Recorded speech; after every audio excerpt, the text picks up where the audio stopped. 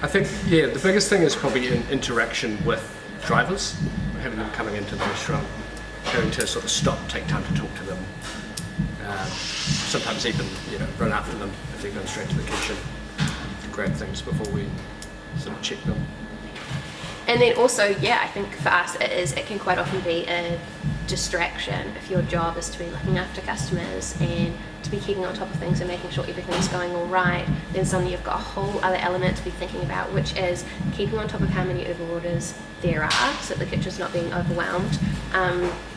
keeping on top of if there's a delay on them, having to interact with Uber drivers who, I don't want to paint everyone with a bad brush, because there are a lot of Uber drivers who are incredibly respectful and courteous and come in and they're super professional, and we have even like regular Uber drivers who we have fairly good relationships with, and so not to make generalizations, but you do have lots of instances where you have drivers coming in and you might be taking a payment at the till, you're interacting with a customer and they'll interrupt you or they'll demand your attention, and you can see customers react to it, and it's just not that nice sometimes, and so it's this whole other thing that you're trying to think about. Sorry, that was quite a roundabout answer, but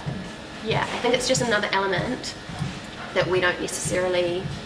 see such an obvious benefit from. Like when you have extra work in the restaurant that you have to do, you can see the benefit when you pull it off and customers leave happy. We don't get that with Uber, and we don't even get all the money, so it's kind of work for definitely significantly less reward. Yeah. Kind of sucks.